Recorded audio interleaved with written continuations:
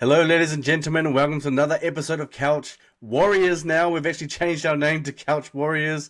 If you've noticed that, and the reason why we've done that is because basically there's a lot of couch coaches programs out there, so we just thought we'd try to be differ from them for now. But we'll talk about that a bit more later. But first of all, my name is John Lazaron.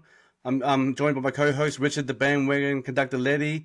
Richard, it was a magical weekend of rugby league. It was all round. It was great, but especially with the Wires coming up with the W on the day. Bro, oh what a game! It was it had its moments. I know that you I saw a few of your comments and you were saying that yeah, it was closer than you would have liked, but hey, a win's a win. The boys are getting up, and as I've said it a few times this season. I feel like they would have lost that game last year, so I'm just happy that they got the 2 points. Magical round, and yeah, I've already booked my flights to Sydney for the first weekend of October because we're going to the grand final, baby. Nice. So I did say it was a lot more closer to. It was a lot too close for my liking. I mean, what I meant by that is that we had such a big halftime lead. I didn't expect it to come that close. You know what I mean? I expected them to, to just to keep the machine rolling. But you know what? Like you said, a win's a win. So I'm like, totally 100% agreeing with you there. It was just, yeah, I mean, I'm sure I wouldn't have been the only one sitting on the edge of their seat, wondering what was going to happen when the Cowboys come out and blitzed us on that, on that right on our right edge to score like three or four tries and stuff. So, but there were some heroic moments in there, especially with Metcalf. Metcalf had a blinder of a game, and not just with his attack, but also with his defense. Saved one try where on that left edge there with Tuolangi. I think he thought he scored. The way he got up and stuff and smiled and everyone started running to him, I think he thought he scored. So awesome job from Metcalf. And I mentioned in a previous video that I think he's starting to come into his own now, where combining the whole halfback steering the team around the park and his natural ability to attack. I think that's just starting to gel now for him. I think he's being able to do both, and I think that's what we've mentioned previously, is that we needed him to do both, and now it's starting to happen. I think he was too focused on one thing and not both. So yeah, that's great. That's great to see from Metcalf. But Magic Round, how much of Magic Round did you watch in the end? I'll probably not as much as I would have liked to, but I got probably 4 or 5 games in. That Yeah. that game last night, that Raiders Storm game was an absolute barnstormer. A few I will say controversial calls. I think they were probably the right calls, but they were just it was just a bizarre finish to the game. And that try from Kyle Weeks was something special. And yeah, my beloved Raiders getting up again, which is great to see. Great to see here the Broncos going down. We always love seeing that at Suncorp as well, so it was brilliant to see. But yeah, just on the whole, just a great round. Even with the weather, it looked like it was pretty atrocious at times, but the crowds came out, and we got some incredible footy. And yeah, I think I mean, I got a message from you during the weekend, John. Sounds like you're pretty keen to head over next week. It looks like a hell of a weekend day. Oh, for sure. I'm not saying I'm thinking. I'm saying we are going. We are going next year. I think it's pretty. To be honest, it's pretty poor of us that have not have gone already. So I think it's best. I've already told my wife. I've already said to her, next year this time, we're not going on any holidays. We're not going on any weekends because I'm going for a weekend away to Magic Round. I said to her, you can come along. But then she goes, "Oh, wait a minute, is this a festival of league?" I said, "Pretty much." She goes, "No, you can go. You can go with your mates then." So she doesn't want a bar of it. So I mean, we're heading there next year, so that'll be awesome. But just before we continue, mate, look, Magic Round, the game between the Storm and the Raiders, I missed most of that game. But when I went to look at the comments to see who won, etc., and see how it went, all I could see from Melbourne supporters was "We were robbed, we were robbed, we were robbed." And then you mentioned controversial calls there. So what actually happened? That's just, I mean, I want to know, but maybe anyone else who's listening wants to know as well. What actually happened? So what happened first? There was so Peppenhausen got a field goal over, but then there was a Storm player who, while they were on attack, did something. I can't actually remember what it was, but gave away a penalty. So the drop goal was discounted. I think yeah, Kyle Weeks, yeah, he scored an absolutely beautiful sort of solo try to make it square it up with about 2 minutes on the clock. I saw that try. And Yeah, then yeah, yeah, and then Melbourne's were charging down. They got themselves about 20 meters out, just lining up for a penalty, and then they gave away another penalty while they were on attack. Oito Manu, I think, he threw a knee at someone. I couldn't quite figure out exactly what it was from, and then there was a big, pushing and shoving. He got sent off, and Josh Papali got sent off as well, Papali, and then yep, yeah, Trent Loiero, who'd given away the original penalty, he then gave away another penalty, and Jamal Fogarty nailed his penalty, the penalty from 20 metres out, pretty kickable kick. So yeah, it was. I like, as I said, like, I think there was controversy there, but it was probably the right call on both sides. But I imagine Bellamy would have been absolutely, what he gets like. So poor old Trent oh, Loiero, yeah, he lost in the game twice pretty much.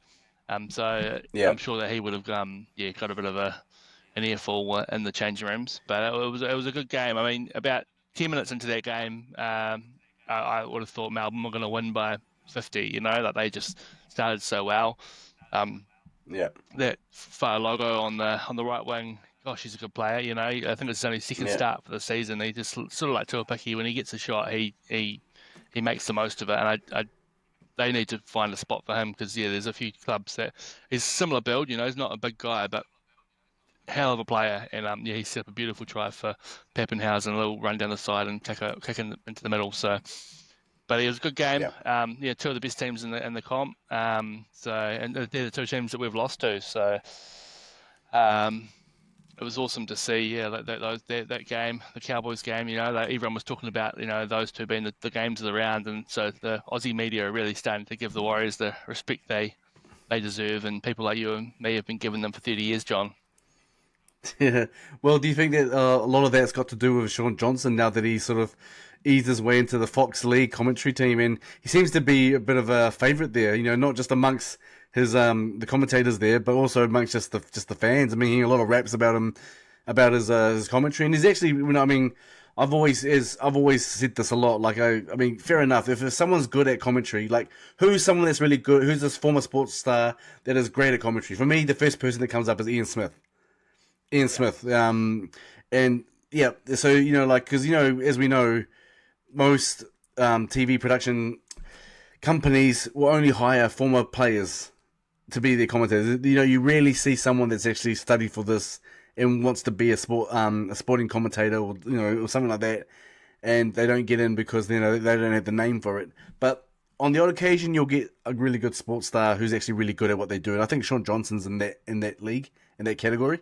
Because he just thinks he's just naturally he's funny, and he can also give a good analysis as well. So I think maybe that's the reason why. Because I think he's just winning. He's winning over the Aussie fans over there. Sean Johnson doing the Warriors a favour. What are your thoughts on that?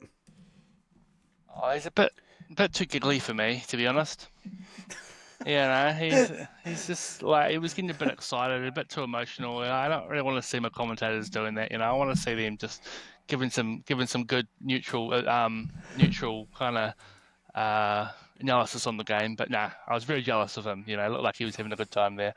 Yeah, It was quite funny hearing him he was still saying, us, so he's obviously not far out of that team. And even when a few of the boys are walking away, he was giving them fivers and a few little handshakes. So, yeah, it's I think I'd rather just see him kind of a bit more contained, because I think he does give really good analysis. There's a few of them. I think Cooper Cronk's really good for it. He gives great analysis.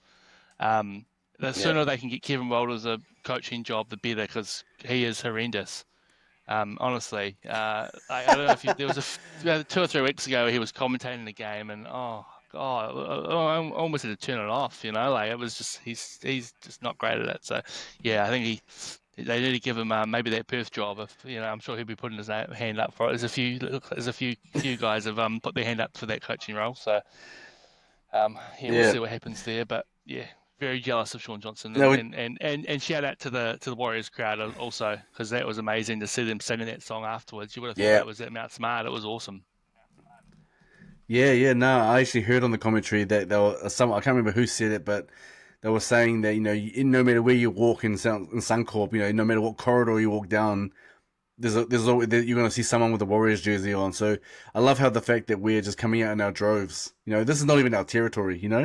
This is not our territory. Suncorp, it's Brisbane's territory. It's the Dolphins' territory, etc. and stuff like that. But we're overriding all the other fan bases. So it's awesome to see. And next year we're going to be doing that, Richard. So it's going to be even better. But it was pissing down and stuff. But it was still a good week. Still a good weekend of rugby league. And I mean, what do you got? You had the Canberra Raiders, for example. Wooden Spooners this year. Look where they are now, second equal with us. So yeah. I just wanted to mention that just to rub it in, but they're your team anyway, so it doesn't really matter. I'm But happy, yeah. yeah, exactly. So it just, doesn't really matter. It doesn't really make a difference, does it? Yeah.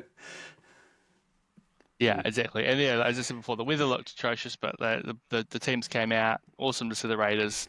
I might have to get a Raiders jersey now. I reckon it's going to be my next purchase. No. Oh, interesting. We'll dare to wear it onto the show one time. But let's get let's get back into the game. Warriors Cowboys. The review. I mean, let's talk about the first half because it was a game of two halves, right? We can all agree that it was a game of two halves, and the Cowboys are known as a comeback team, and they did just that in the game.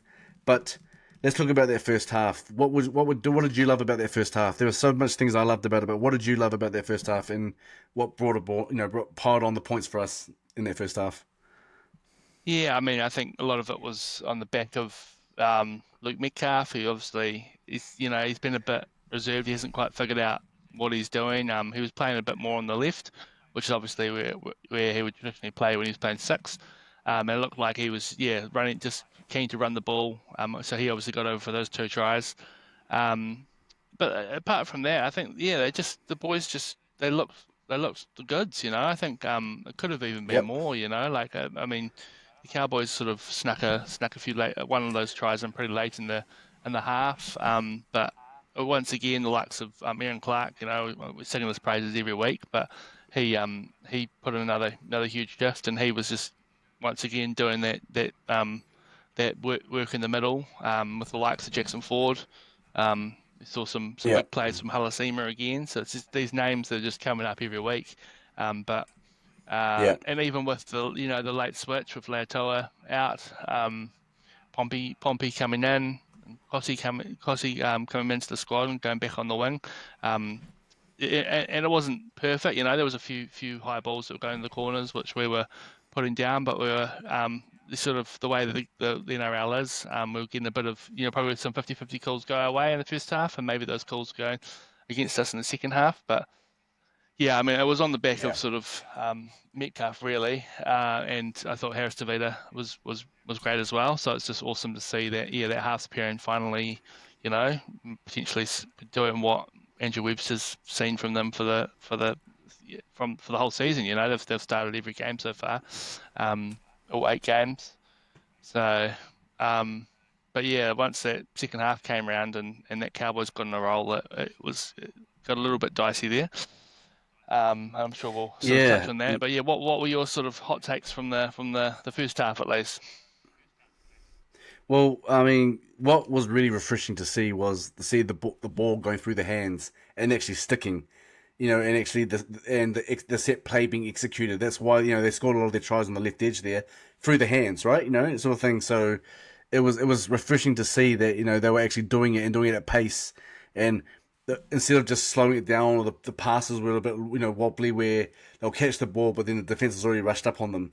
They did it to perfection where they were able to get the ball, had the speed was right, and created confusion in the defense. The defense was coming up thinking, okay, wait, do I need to tackle Metcalf right now, or is he going to pass it out? So he put them in two minds, and then they just created the gaps for Metcalf to do his thing. And if he couldn't go through the gap, he passed it, and it still worked out well. So it was just refreshing to see because I haven't seen it all season. Like our tries, a lot. I mean, look, if you're a Warriors fan, you have to be honest with yourself. A lot of the tries have come by chance. There've been some good tries that the Warriors have scored, but a lot of it's come by chance as well. And but More to chance. see tries being scored, yeah, exactly. And but to see the tries being scored on the back of some good set plays is refreshing. That was what was refreshing to me, and seeing the halves combination gelling there, and like I said before, Luke Metcalf, he's an attacking player. That's just a natural ability. He's just a natural attacking player. To see that combined with his inability to steer the team around the park, as I mentioned 10,000 times already, just that combination right there was just refreshing to see because we need a seven. If you're gonna win a comp, you need a decent seven that can do both those things, and he was doing that. And we've mentioned this before in previous episodes, and now seeing him do that on Saturday it's real positive. It's really positive. So that was what I loved about it. And then also the defense. We've been really good at defense this year.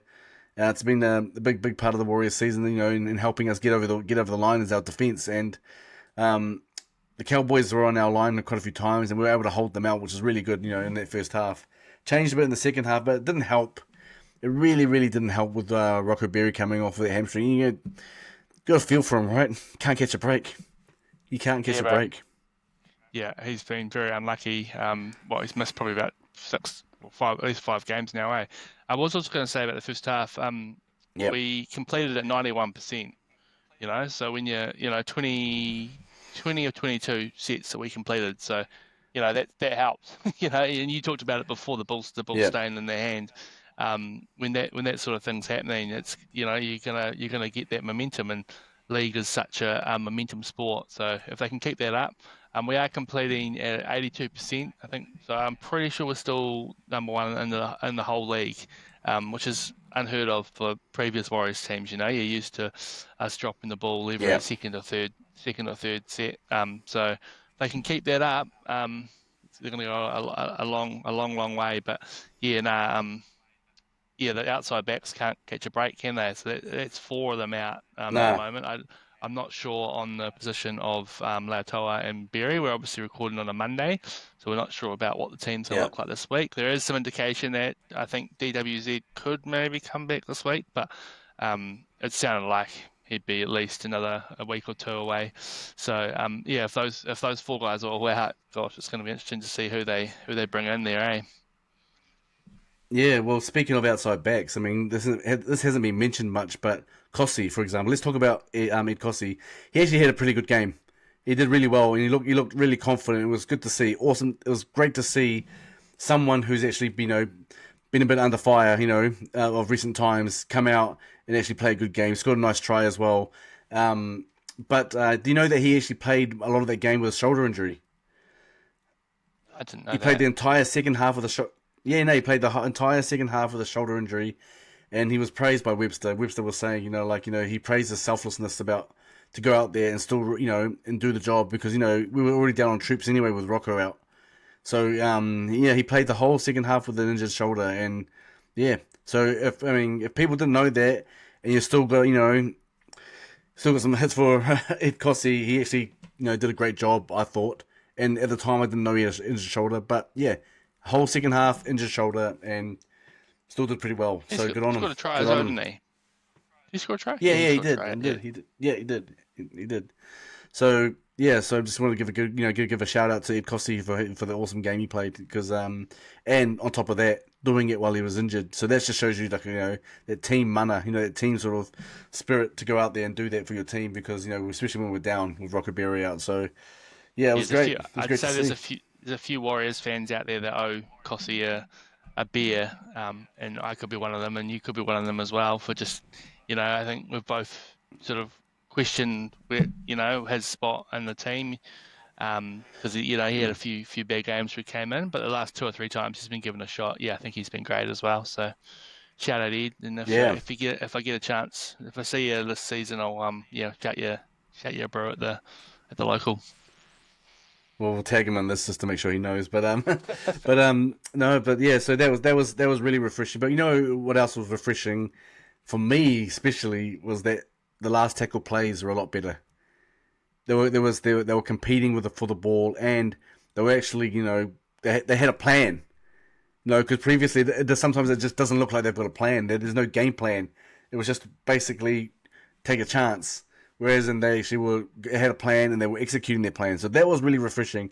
I actually spoke to I was having a chat with Charlie Gubb, former Warriors favorite, on the weekend, and he was just telling me that it was really great to see because he was saying, I mean, in his words, he was saying that the last tackle plays have been it's been quite clunky. The Warriors' attack, especially down the other down on the opposition's red zone, has been quite clunky. That's how I've been feeling as well. That's what I've been saying, in previous episodes that we've been doing. But he was just saying it was really good to see. He said, "Oh, the machine's still rolling, so he's loving it." He was just telling me he was loving it. It was really, really good to see. So I think everyone's on that wagon at the moment because the Warriors are just riding high. Third place right now. It's quite interesting because they're in third place right now, second equal with the Raiders. But if you look at the top eight, the points differential, we're the only one with a zero. Everyone else has got a positive points differential. We're on zero, but I mean, I'll take that. I'll take that because we were on negative. We were on negative, which is you don't really see that for someone that's in the top 4 team. You don't really see them on a negative points differential, but we were. But now we're on zero, and I believe it's gonna go up from here. So it's gonna be good. It's gonna be good. For sure. There was Yeah. just going to say about that second half. It just got a little bit clunky, I think. And you mentioned it before. I think that Rocco Berry injury and then Capo going out there really affected that right edge, and that was where the Cowboys scored two, three of those tries. Down that edge, and gosh, every time they went that way late in that game, I was getting a little bit nervous. But shout out to both Capewell Yeah. and Tuapiki, who did kind of, they brought it back. Both made some pretty big defensive plays in that last sort of 10, 15 minutes. That Yeah. one where Tuapiki Yeah. did stopping that little kick, and then he ran it back up to the halfway line. I think that was potentially one of the biggest plays in the half between that and Metcalf's little try saver on Tolangi there. So it was there was some. I don't know how you were feeling, but I couldn't even watch it at some points. That second half, it was just like every time the Cowboys were spreading the ball left, and I mean they're a Yeah. very hit and miss team, but gosh, when they're on, they're good, with the likes of Tommy Dearden and Scott Drinkwater in Yep. particular. Nanai sort of looked back to his best. He's been a bit flat this year, but he sort of looked like that player that was seen in play Origin, put on a couple of big hits and scored a try. So, it was nervous times, but I was just stoked that the boys got the win and were able to hold on because as I said before, I think last year we would have probably Yeah. lost that game by 10, 10, 15, 12 points. Yeah. Yeah. No. Yeah. It's good to see the resilience in the side. I mean, they had a lot of space to breathe in terms of points. From that first half, and I'm pretty sure that the Warriors won't be too happy about their second half. Some of the second half, but they were pretty. Considering the like again, we're mentioning it again, Rocco Berry being out, it wouldn't have been easy because, like you said, they just attacked that left edge there. They attacked the left edge there, and their left edge, and they just it was just sometimes hard to contain when you've got players like you said, Tommy Dearden and stuff, Drinkwater, hard to contain, but they got through. So I love the resilience of the side at the moment, and many people are saying that we've said it. Warriors of yesteryear would not have come back from that. But one question I wanted to ask you is, where do you think everything turned? Where did the momentum change? Because we were doing so well in the second half starts, and then it may be funny to say this, but there was a moment where Tulangi caught the ball and it was given a 20-meter restart. A seven tackle set, and he didn't actually plant his foot when he caught the ball. Do you remember that? Do you remember that moment? Of course I do.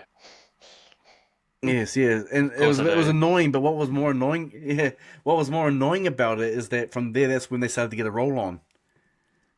I don't, Yeah, it was the is set that after. yeah, It wasn't the immediate set. It was the set after, and I saw a lot of people sort of making that call and being like that was a yeah, turning point. I was like, no, the turning point was definitely Rocco Berry coming off, and that was just when they were able to start throwing it left. But it was frustrating. yeah, It's frustrating to see that. I mean, the ref was right there, and it was pretty. Like watching it live, straight away I was like, no, that's no way. Like that, he was, his yeah, foot was still in the air when he put that down. So, yeah, it's kind of frustrating to see that stuff. But it was a pretty well officiated game. Apart from that, I thought, and I thought the whole round was pretty well officiated. Considering what we've seen the last 2 weeks, 2 or 3 weeks with these sort yeah, of head high tackles. I think there was a bit more sort of sanity to some of the calls. But yeah, no, I think yeah, the turning point was the injury, and that yeah, that little indiscretion was just a convenient excuse for Warriors fans probably.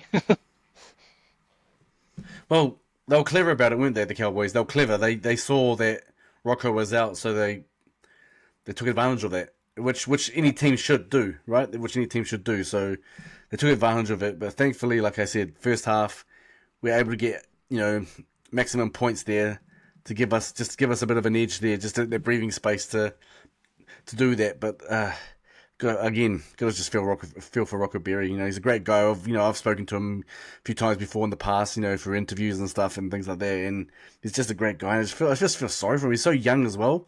This is something. It feels like kind of like a Shane Bond, cricketer type moment where he's just such an immense talent, just keeps getting wasted from injuries, because he just can't catch a break, can't catch a break. So Yeah, and with the way the yeah, season's gone, unfortunately, I don't know how long he's out. guys, I say with the way the season's gone, with a few guys to come back, it'll be hard to see him. I certainly said it last week. The way he's been playing, like he probably hasn't been playing at his best, and like the reason for that is that he just hasn't been able Yeah, to have X amount of games in a row. So yeah, I think it'll be hard for him yeah, to get that starting spot, which I think he would have had at the start of the season. It would have been his duty to lose. But yeah, it'll be interesting to see what happens in yeah. the next few weeks. I imagine he'll be out for another week at least. Yep. All right. Well, okay, while we're on that topic, let's just go into the next question here because I have a question here. Who comes into the team? I mean, we don't know exactly when DWZ or Roger's going to come back. It said between week 10 and 12 is what I read. But like in terms of in terms of the outside backs, what happens now? We know that Rocco's out, and I'm assuming Kossi is expected to miss round 10 as well.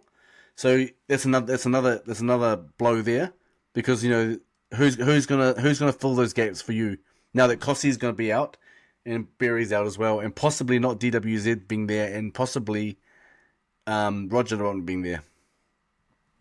Who have we got? Obviously, Chan's at fullback, Yeah, Tuapiki on one wing, uh, Graham Tolfa maybe on the other wing, or Morgan Harper, Leatoa, who's hopefully back, and then the other Morgan Harper or yeah, Graham Tolfa can play the other one. But that's pretty much our outside backs completely stretched. There's no one else really in the squad. Maybe Capewell comes back, and so we saw that a few weeks ago. Probably the most likely thing actually is yeah, that he'll go out and play in the centres, and then could start Halasima and Nukore in the second row, and maybe Jackson Ford goes back to the front row. So that yeah, so chance to a picky. Oh, it's hard to figure out who's who really. Um, yeah, yeah, Lautoa and Capewell in the centres, and then on the wing probably either Graham Tolfa or Morgan Harper. I think yeah. if Roger or Dallin aren't back. Yeah, no, we're definitely low on troops at the moment, and it's just actually hard to figure out who would go where. I mean, Chance will stay there, and like you said, Tuapiki will stay on one wing. Pompey probably take the Pompey other too, wing. yeah. Leotoa could take one centre position. So I guess it's up to someone else to fill that centre position, which is like you said, Capewell most likely. I would still keep Nyokore at prop in the front row. I'll still keep him in there. And I would actually probably take Bunty out and probably bring in another second rower to come in, maybe the Jacob Laban, for example, someone like that to come in. But uh, one thing we haven't mentioned is that Sam Healy had his NRL debut as well with this game, and he was a late swap with Tamade Martin, so. Got to feel another person I feel for, Tamade Martin. Such an amazing player. He just can't catch a break in 2025 at the moment. So, but I mean, I feel happy for Sam Healy because I've been wanting to see that for a while. And he was only on for a short period of time, but he looked the goods in that little short period of time. He looked the goods. Yeah, bro. Made a couple of big tackles, I thought. And then, Yeah, oh, sorry, there was that little chip and double chip he did to set up what would have been an yeah, amazing try. But the ball, I think his foot was only just out. But the fact that I think he played the last 15 minutes of the game at lock as well, so it's not as preferred position. the fact that Andrew Webster trusted him to be out there at that time of the game when there was so much on the line, Yeah. and the fact that he made a number of big plays both sides of the ball, definitely, imagine that he'll be there. That's not the last we've seen of him this season in first grade, that's for sure. It is. He's actually quite like I've mentioned that we've said this before. Like in terms of physique, he's quite big for a hooker. You know what I mean? Hookers are usually a bit more tiny, a bit more stockyish sort of type players. But he's actually quite tall, quite big for a hooker. But he slotted in really well. I just think that that was his debut game, and for the short amount of time he had, he showed us what he can do, and I think that's just going to make a big impression on Webster, and it gives Webster more headaches, doesn't it? About who he leaves out and who he brings on, because I mean Bunty only had a short time on. I don't think Bunty had a long stint on the field, but I think if you're not going to use him that much, you might as well use someone like a second rower in there. That's my thoughts. I think if you've got um, Mitch Barnett and Nuakorde starting, you got Jackson Ford who can stay on for a long time. I think you're set in the in the front row, to be honest. So I don't know if I mean I'm a fan of Bunty, but I just think that I don't know if bringing him on for like 10 to 15 minutes is just a waste of an interchange. I don't know. What do you reckon? Yeah, Bunty played 11 minutes, I think, for two Yeah, runs and there you go. 17 run meters. So, yeah,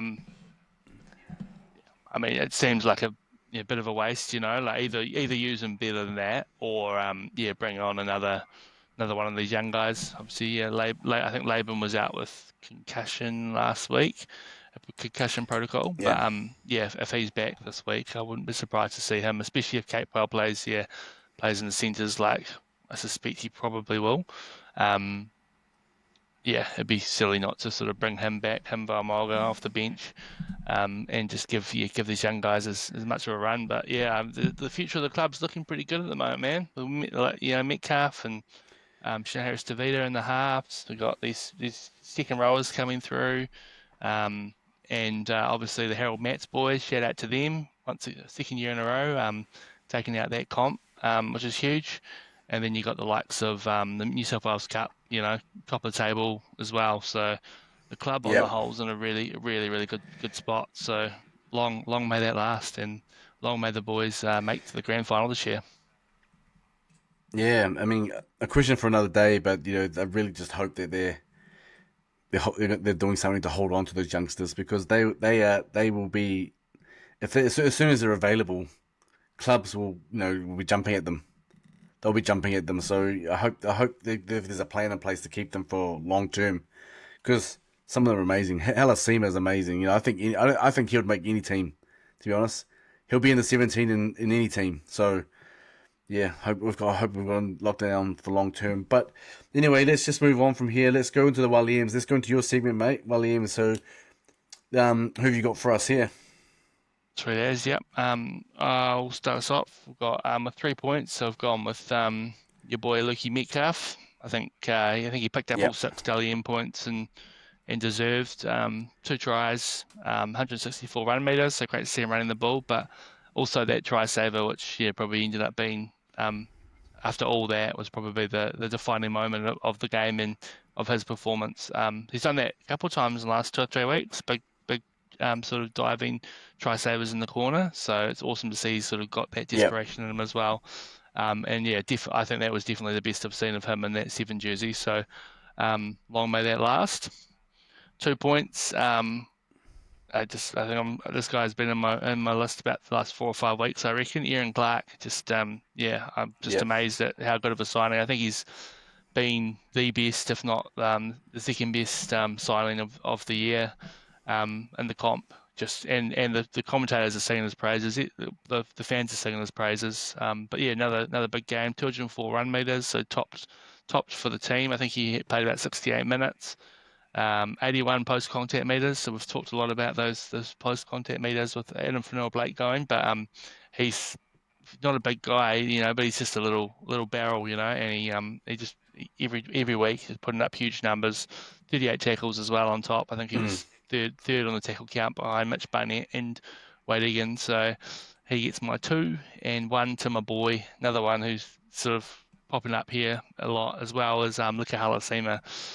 15 runs for 145 meters, 63 post-contact meters, 35 tackles, and a couple of big hits as well. Which I feel like it's maybe the first time we've really seen that from him. But late in the game, he was putting some huge hits in, and legal ones as well, which helps. But forced a couple of errors, and once again, love what I'm seeing from him. He'd be definitely in the running for Rookie of the Year in the comp. I reckon I'd be shocked to see him not on the Yep. top list there. Yep. I'm with you on that one.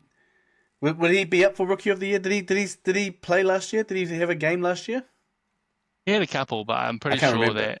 that I'm pretty sure that if you have to have played there's a certain amount of games. I don't think he would have done that. He probably only played about 3 or 4 games last year, maybe. I'm pretty sure he'd be up for Rookie of the Year.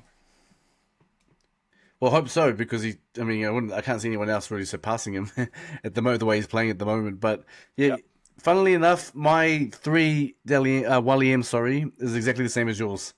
But it's a bit obvious, I think most people would have the 3-2-1 in that sort of form, that sort of order as well. Luke Metcalf speaks for herself. We're saying, as I mentioned before, just the way he asserted himself on the field there, just the way he attacked and was able to direct the side as well and execute those set plays. Him combining with Harris Tavita as well, it was good to see. It was really awesome to see, because if they can continue that going forward, it's gonna do more damage. We're already winning games. We're already winning games on the back of stellar defense and getting some just some hard grinds in there. But it's just this time it's just that they were actually attacking and getting, they were just outplaying the opposition. So it was good to see. It was really good to see. So that's all on the back of Luke Metcalf's performance there in the first half as well, and his defense as well. Aaron Clark, as you mentioned, just gets the job done. Not a flashy player. Doesn't do anything. Hasn't got doesn't do anything like that's just spectacular. He just does his job. He does his job well. And when you've got your lock doing their job well, you're setting it up for your teammates to go do the other stuff as well. So Aaron Clark, he's been amazing. Definitely up there for signing of the year. And Halasima, I can't sing his praises enough, right? He's just so amazing, and his ability, he's got pace, he's got brute strength, he can attack, and on top of that, you can see every game he's getting more confident. He's getting more confident in himself, which is really, really dangerous for opposition sides, which is great for us. A confident Halasima is a danger, is a threat, is a weapon for us. Because, oppositions will know, and they'll note that. They'll know that. The opposition will know that they'll have them on their list.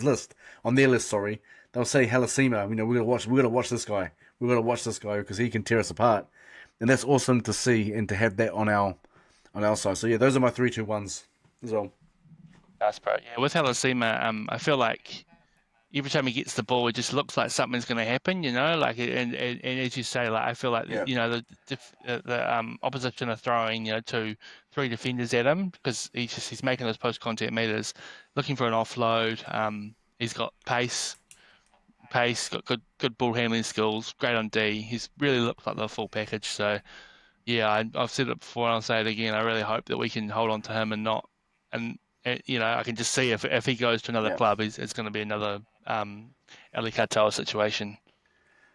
Yeah.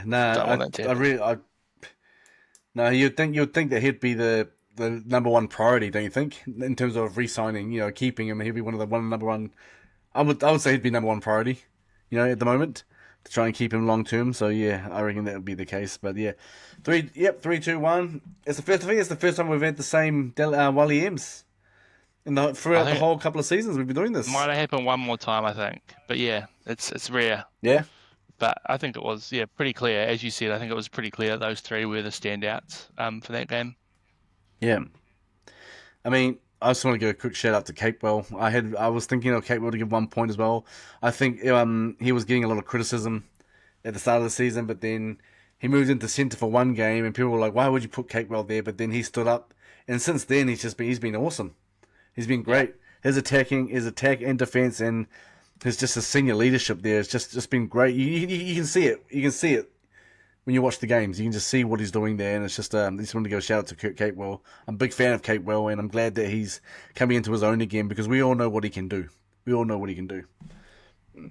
Think he'll be playing for Queensland this year, John?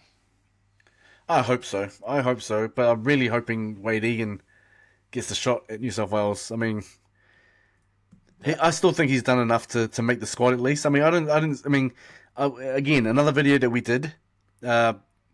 We this game is potentially a trial match for that hooker spot between the incumbent, which is Reece Robson, and you've got Wade Egan there. And I thought Wade Egan outplayed him. I'm not saying Reece Robson didn't do any bad, but I don't think he was didn't do anything any better. I think Wade Egan would have to be up there. But you've got Connor Watson, which we've discussed before as well.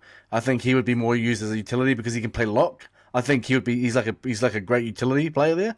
I think he'll be used more in that kind of role. And the other hooker that's probably in contention is Api Coruscant. So I reckon it's between those three: Coruscant, Reece Robson, and Wade Egan. I just hope that Wade Egan gets that shot. That they'll look at him and don't think, oh, he plays for the Warriors, so we'll go with kind of that thing. But because Mitch Barnett's there as well, I reckon Mitch Barnett will still get selected again.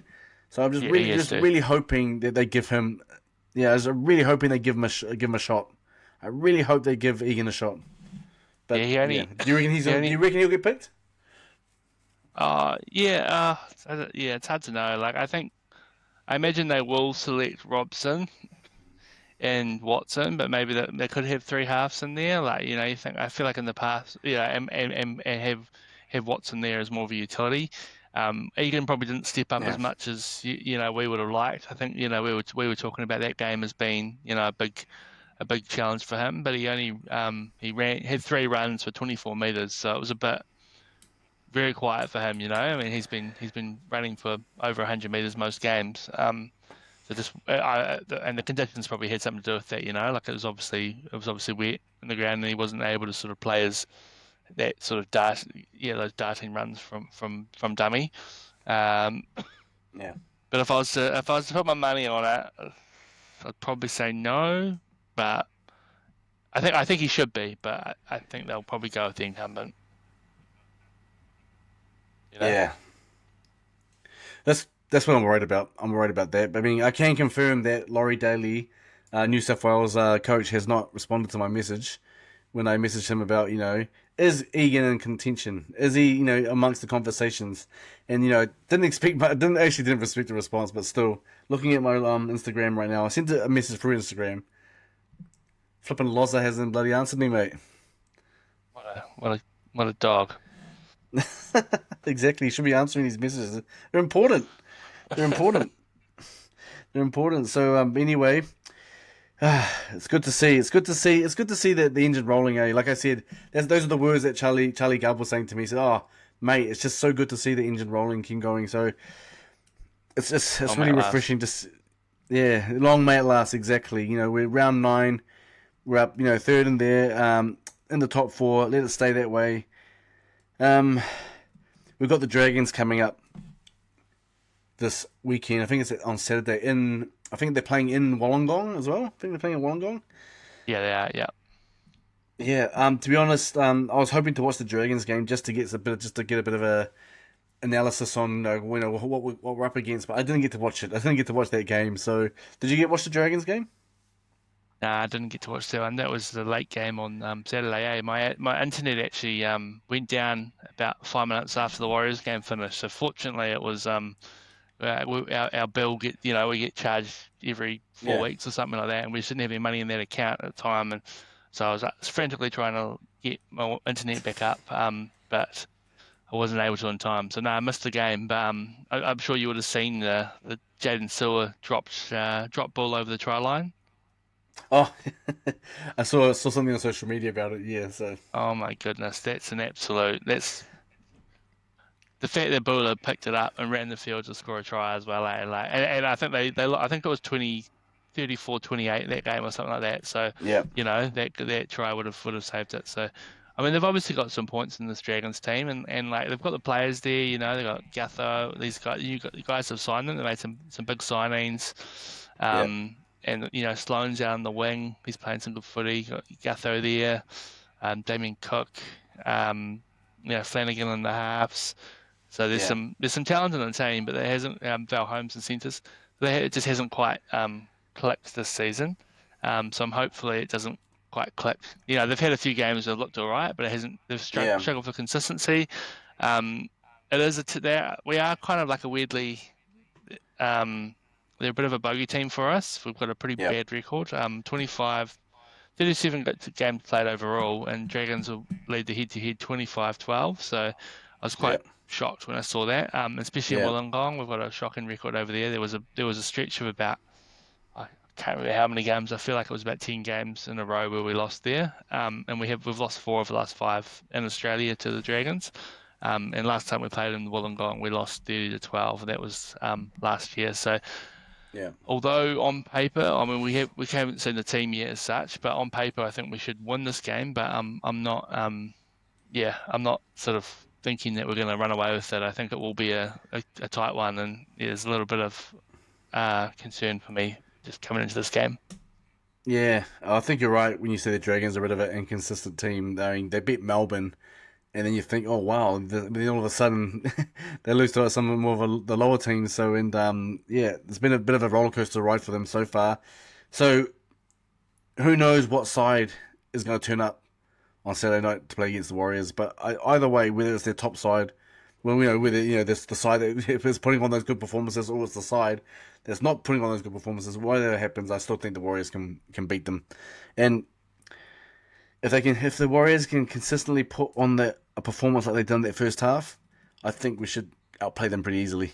But again, don't want to get too far ahead of myself because when I do, things go bad, things go wrong, especially with the Warriors. So, no, yeah.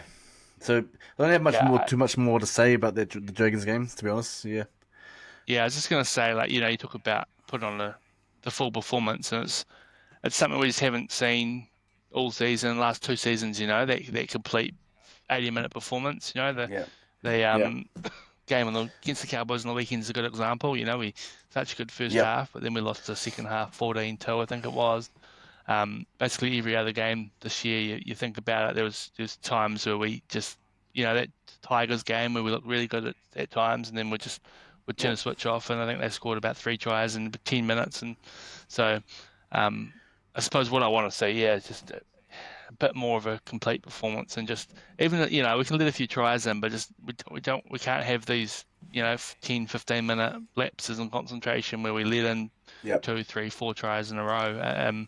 The Storm, that Storm game, great classic example, really bad first half, and then the second half we tightened the screws, but the damage was done. So, and there's players in this Dragons team that can really run away with it. I think like if they get yep, on a roll, there's some real fire in that back line. So we'll just have to be wary yeah. of that, and hopefully, yeah, whoever gets picked is able to to just do their jobs.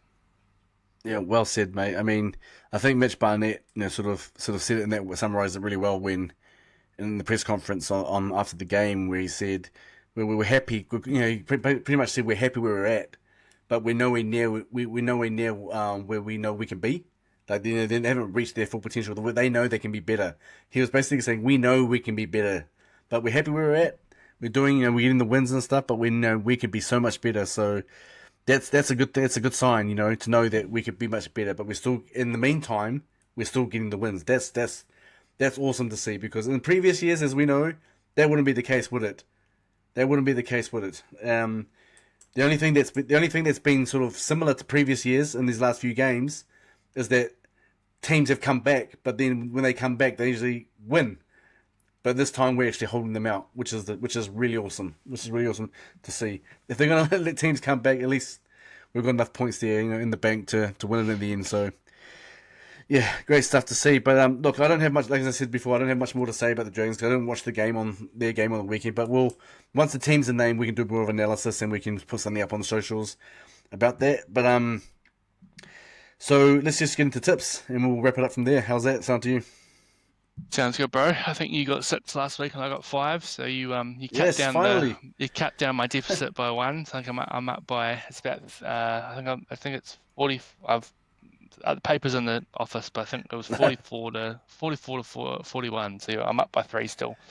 All right. Um, and you got the Panthers and I got the Raiders. So good for us. We picked a couple of Yep. underdogs. So I was impressed with Yep. that. Yep. Um, Eels Fins Thursday night to start us off.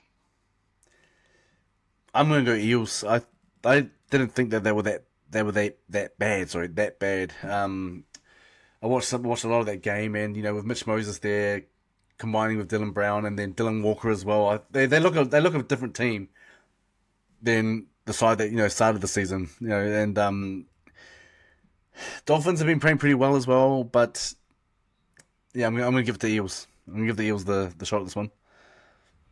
Yeah, I'm with you there actually. I think Yeah. at home as well. The Finns obviously Yep. not great away from home. But just quickly, Yep. did you see that Bailey Simonson try?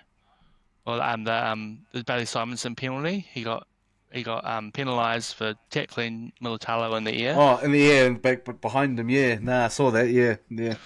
It's an absolute shock of a call, like what Yeah. what are you supposed to do there? I don't know. Yeah. Yeah, Knights Titans first game on Friday. Knights got their first win in a while. And Titans looking like they're having a pretty bad time. Big loss to the Bulldogs. Yeah. Yeah.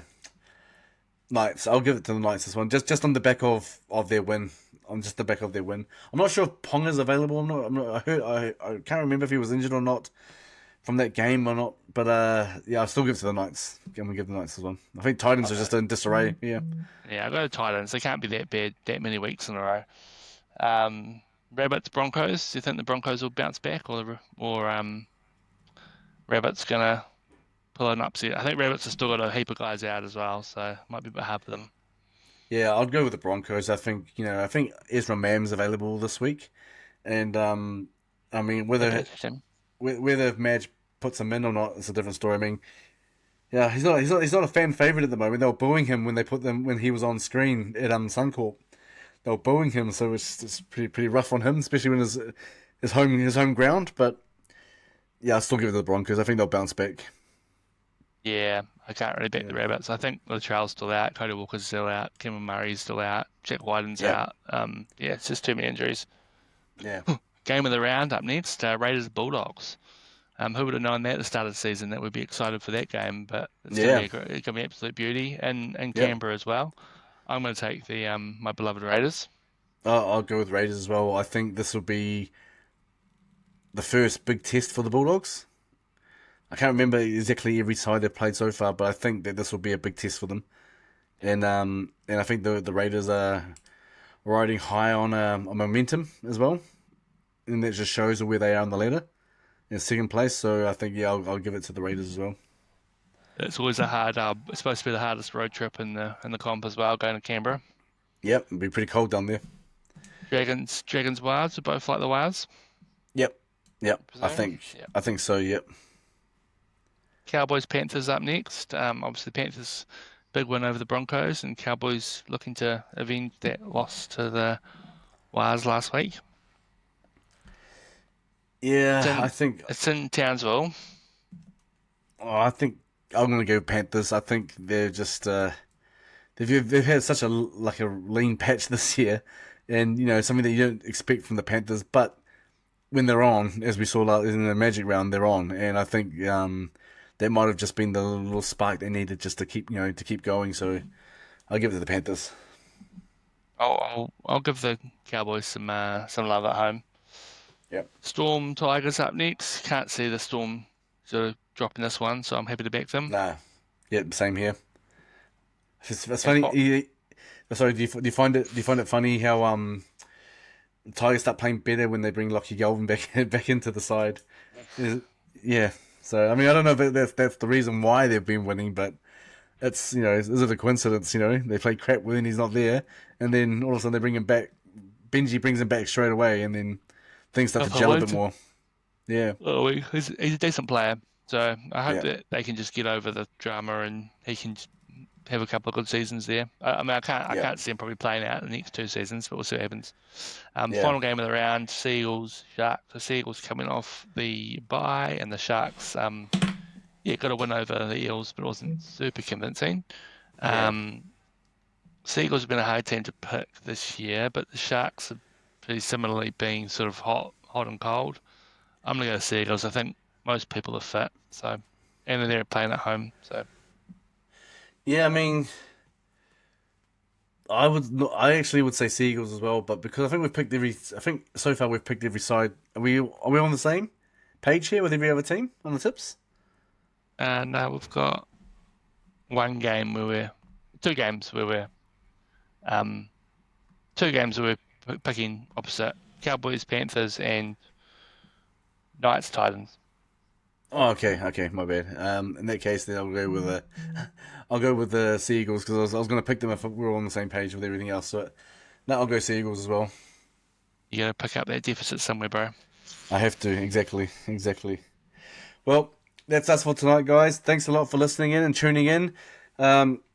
Just again, I mentioned at the start, I actually nearly forgot. That's why I was a bit all over the place at the start. But we have changed our name to Couch Warriors, just because of the fact that Couch Coaches, when you put it into the search engine, it just comes up with 10,000 different page channels. So because it gets a bit confusing to find us. So this will make it hopefully make it a lot easier to find us. But we're on all the channels. What are we on? We're on Spotify, YouTube. What else are we on, mate? Yeah, just Apple and all the different podcast platforms. Obviously, find us on Facebook and Instagram, and John TikTok. started our TikTok as well. So, what do we save? Are Les and Laddie still on TikTok? No, it's Couch Warriors. I've changed it to Couch Warriors. So you can find us on TikTok there. Richard will be probably uploading a dance video at some point. You got some moves for us, mate, for a TikTok Moves video? I got the moves like Jagger, my bro. Ah, awesome. Well, there you go, everyone. Watch the space. So anyway, thanks for all your support, everyone. We really appreciate it. We are starting to see the numbers go up in terms of subscribers, etc., and views and stuff, and we're really happy. That's what we're doing this for. We want to bring out good content, good analysis on games, etc., and we're just loving the support. So if you're watching this and you haven't hit the subscribe button, hit it now, and it really helps us. It really helps us keep pushing out the content here. So, sorry. Anyway, got my tongue twisted there. Sorry, but anyway, have a good night, everyone, and up the waz. Otherwise, see you at the grand final. Choo-choo. Yeah.